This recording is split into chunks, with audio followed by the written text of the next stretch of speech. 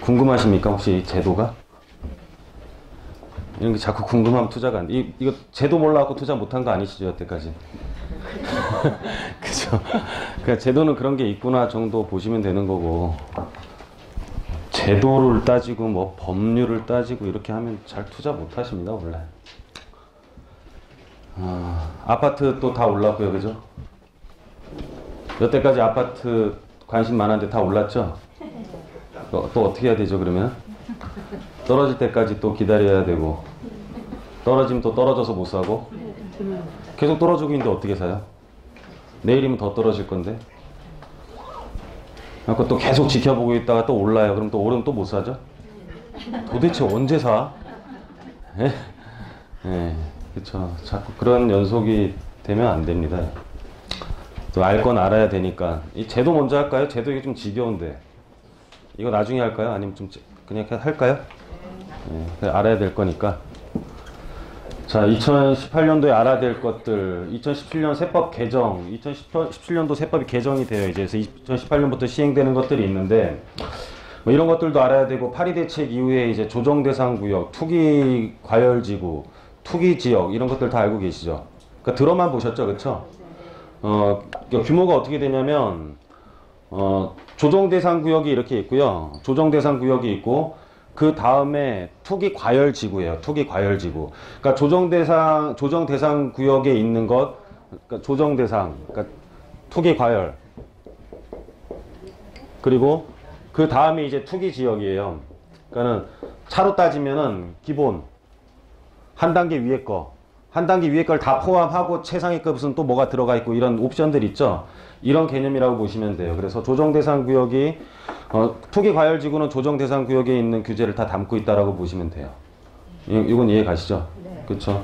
얘기만 많이 들어보셨으니까 이런 것들을 알으셔야 되고, 뭐 조정 대상 지역에는 이런 건 외울 필요 없어요. 저도 다 못 외워요. 안 외워요, 그냥. 왜냐면 찾아보면 되니까. 그렇죠? 여기서 빠졌다고 좋아하면 된다, 안 된다? 네? 우리 집은 빠졌다 엄청 행복해하면 돼, 안 돼? 안 되는 거야. 네. 여기 있을수록 좋은 거예요, 그죠? 네, 그렇게 된다. 뭐, 왜 나는 하나도 해당이 안 되냐, 이렇게 좋아하시면 안 돼요, 그쵸?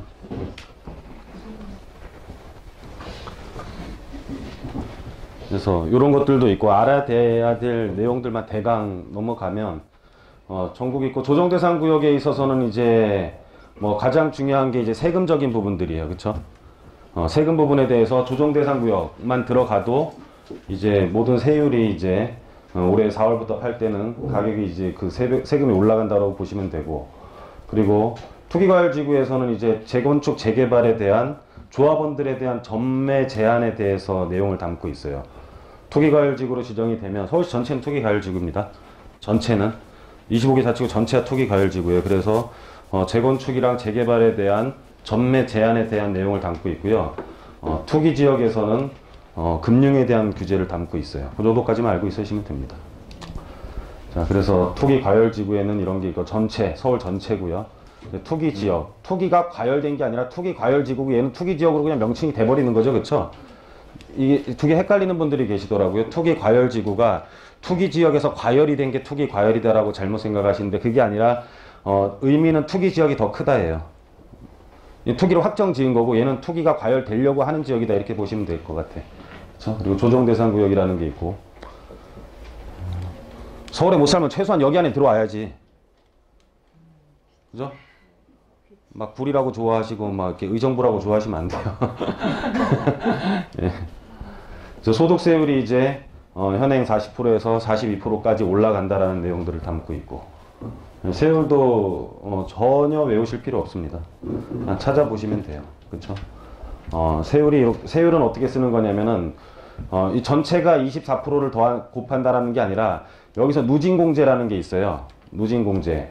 만약에 과세 구간, 내가 남은 금액이 요 사이라면은 여기서 35%를 곱해요. 1억이 남았으면 35%를 곱하면 3,500만 원이잖아요.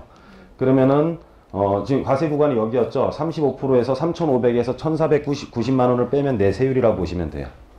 되게 쉽죠? 예, 그래서 누진공제라는 것은 내 세율을 곱한 다음에 그 안에서 빼야 될 금액이다. 이렇게 보시면 돼요, 세금은. 외울 필요 전혀 없고 그냥 찾아보시면 된다. 찍을 필요도 없다. 자, 분양권 전매 시 양도소득세를 강화하는 내용들, 이제 바뀌는 것들이죠. 이게 올해 1월 1일부터 분양권 전매 시 양도소득세가 강화가 되죠. 50%로 강화가 돼요. 단일세율로 변해요.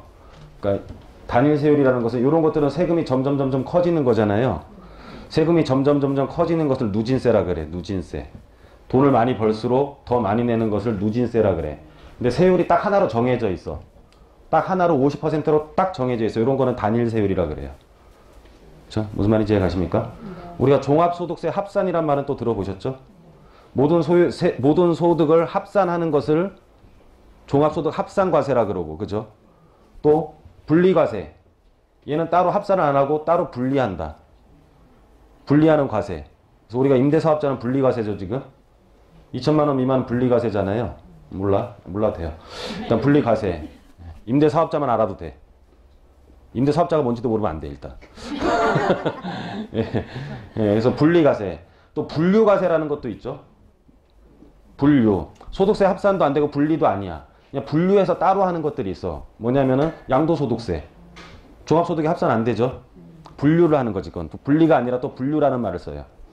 우리가 연금, 퇴직연금 받으면, 퇴직금 받으면 분류를 해. 소득에 합산을 안 해. 무슨 말인지 이해가세요? 여태까지 퇴직 소득에 대한 것을 누진해갖고 뺐다가 한꺼번에 받은 거니까 별도 합산을 안 한단 말이야. 무슨 말인지 이해가시죠? 분류, 분리, 그러니까 이런 세율들, 이런 것만 있다 정도 해. 머리 아파, 이제. 벌써 잘라 그러면 안 돼. 내가 안 한다 그랬잖아요. 예? 이 어렵다고 해서 벌써 주무실라 그러면 안 돼요. 예. 이 젊은 분들은 주무셔도 되는데 나이 든 사람이 이렇게 안 움직이고 자면 불안하더라고 또. 이렇게 주무실 때는 이제 꾸벅꾸벅 좀 해주세요. 예, 꾸벅꾸벅 안 하고 가만히 있으면은 막 또 환절기 때 막 이렇게 또 추울 때 이렇게 춥다 갑자기 뜨뜻한 데 들어오고 막 춥다 그러면 터져 이게 그냥 걱정된다니까. 그쵸? 이건 뭐예요? 그러면 단일과세죠, 그죠? 단일세율. 단일세율로 가면은 제가 보기에는 이게 좀 법의 밉인데 분양권 자체가 1년 미만이면 50이었어요. 근데 1년 미만이고 1년 미만에 대한 페널티는 없어. 일단 똑같아, 옛날이랑. 1년 미만에 대한 페널티는 없고 더 많이 가진 사람들만이 지금 세율이 단일세율로 늘어나는 거잖아요. 그러면은 입주할 때 가격이 올라갈 만한 지역들, 지금 사서 입주할 때 뻔히 오를 게 보이는 지역들, 분양가 전매가 되는 곳들, 2년이 지났거나 이런 것들 해볼만 하다라는 거죠. 그죠? 예를 들어 헬리오시티 같은 경우 지금 사가지고 1년 미만에 팔아도 50%고 1년이 넘어도 50%고 2년 다 50%야. 아파트로 된 다음에 또 팔아도 50%야 다. 그러면 해볼만 하다라는 거지. 그런 것들 한번. 그럼 우리는 법을 지키려고 법을 공부하는 게 아니죠. 어떻게 하면은 좀 법을 이용할까? 법에 대한 규제를 어떻게 하면 피해갈 수 있을까? 이런 것들, 법을 어떻게 하면 내가 최대한 우리가 법률적인 재테크를 할 수가 있을까도 좀 보셔야 되는 거예요. 항상 무슨 법이 나오면 또는 정책이 나오면 이걸 그대로 보는 게 아니라 이걸 내가 어떻게 활용을 해서 돈으로 벌까라고 생각을 해야 돈을 벌어. 그냥 그걸 그대로 보고 있고 그대로 읽고 있고 하면 절대로 돈을 못 법니다. 예. 돈 해도 돈이 안 벌리는데 가만히 있으면 돈이 벌리겠어요? 그쵸? 자, 분양권 양도시 이제 적용이 배제되는 것들, 이런 것들은 뭐 지금 연세들 보니까 몰라도 될 것 같아요. 예. 30세 이상인 자로서 이제 무주택자들은 된다. 그리고 30세 미만이면 배우자가 있는 자들도 중과에서 피해 나간다. 몰라도 됩니다.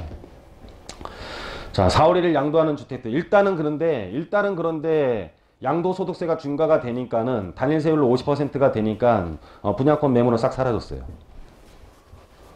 분양권 매물은 싹 사라졌다. 그러면은 분양권을 의미하는 게 아니다, 이거는. 그럼 4월 1일부터는 또 어떻게 될 것이냐. 분양권도 중과를 하니까 싹 사라지는데 4월 1일부터 중과를 하면은 분양권은 사라지고 주택은 튀어나와? 그럴까요, 과연? 아니다. 그럼 분양권도 없어지면 똑같지. 부동산에 대한 권리이기도 하지만은 여하튼 간에 사람들은 물권적인 생각으로 갖고 있단 말이에요. 분양권은 채권적인 성격을 갖고 있는 거지. 그래서 부동산이랑 세율이 달라요. 다른데 여하튼 간에 일반적인 관점에서는 물권이라고 생각을 한다라고, 사람들은. 그죠? 그럼 똑같은 부동산이야, 분양권도 사실은. 종이 하나지만, 채권적인 성격을 갖고 있는 종이 하나지만 일반적으로 인식 자체는 부동산이라는 거지. 무슨 말인지 가시죠? 그러면 일반적인 부동산이 4월 1일 이후에 나오겠냐라는 거지. 나오겠어요? 안 나온다. 더 안 나오는 이유는 벌써 다주택자들, 강남의 다주택자들이 임대사업자로 돌아섰어요. 또 끝이야 이제. 무슨 말인지 가시죠? 심각하죠. 안 심각해? 집 많으세요? 집이 많아서 종합부동산세 때문에 오신 거예요?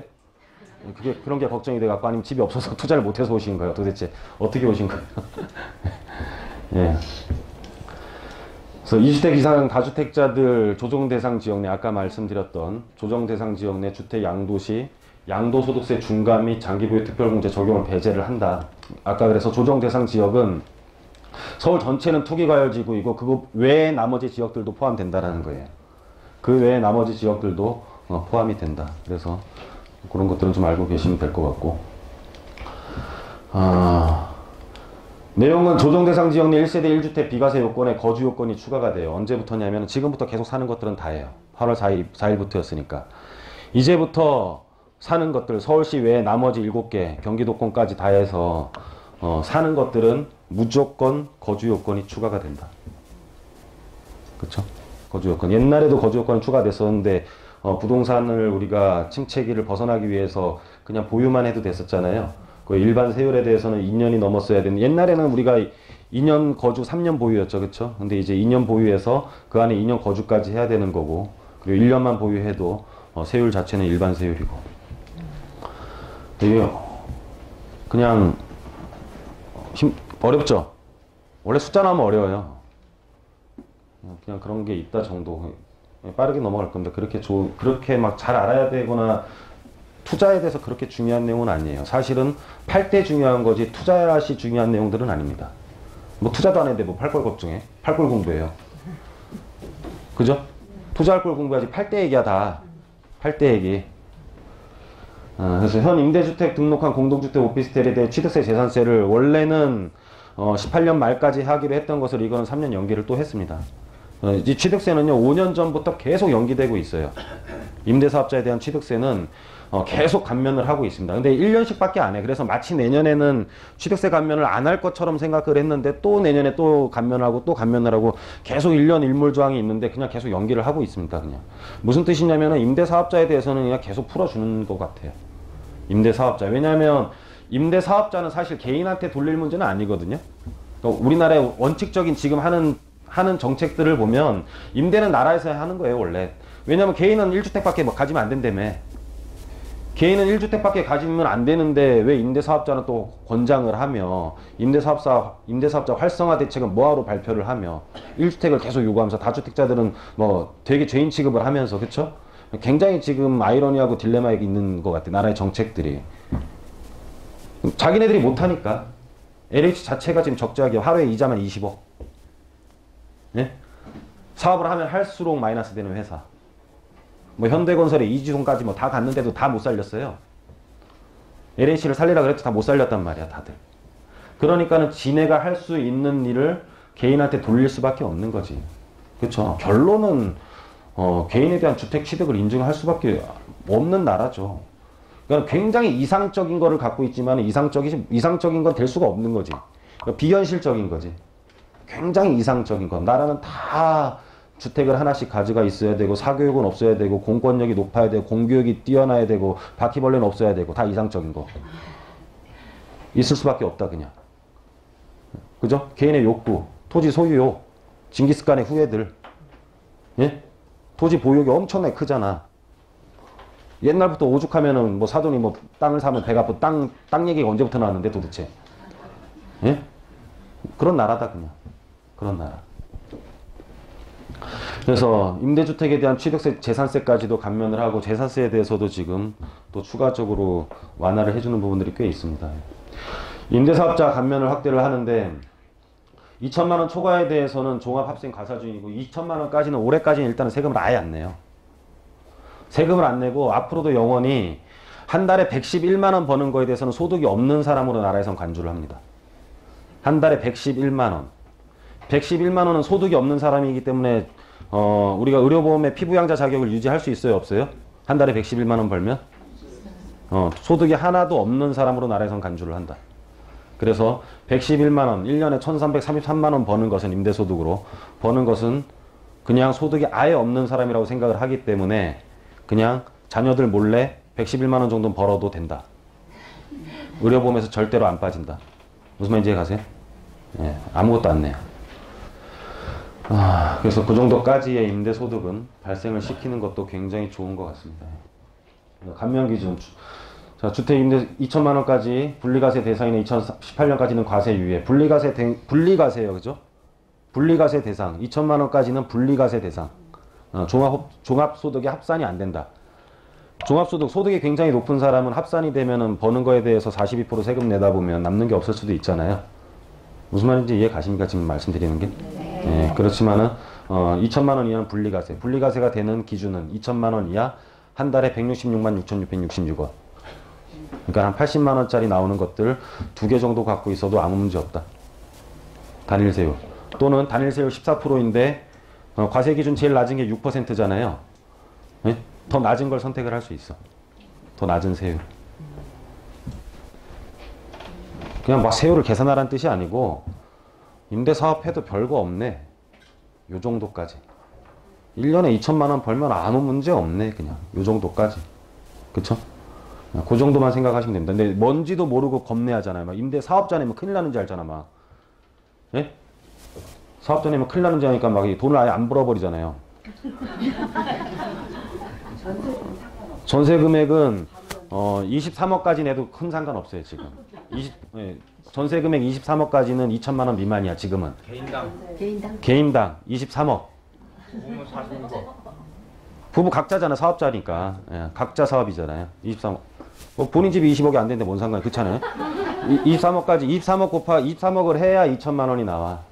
왜냐면 전세 금액은 어떻게 되냐면은 전세 금액은 우리가 전세 금액을 활용했다라고 봐요. 내가 실질적인 소득 그러니까는 수입이 들어온 게 아니잖아요. 전세금을 받은 것을 활용을 했다라고 봐. 그래서 그것을 우리가 뭐라고 말을 하냐면은 간주임대라고 말을 해요. 간주임대료. 간주임대료라고 말을 하는데 전세 금액을 내가 전체를 다 활용했다라고 안 봐요. 나라에서는. 이제 중간에 질문하지 마십시오. 이것만 설명드릴게요. 네. 근데 왜 23억까지는 안 나오냐면은 전체를 나오는 게 아니라 3억은 모든 게 우리가 기본공제라는 게 있어요.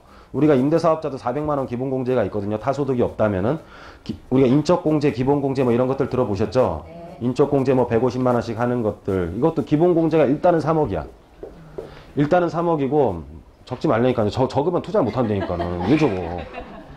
집에 또 공부해야 투자 시간에 또 공부해야 되니까 또 모르면 또 인터넷 찾아야 돼. 계속 공부하다 또 모르면 또 세미나 또 가야 되잖아. 딴 데 막. 언제 투자해? 적지 마요. 적지 마. 또 누구한테 들었는지 헷갈리니까 막 이름 전은성 막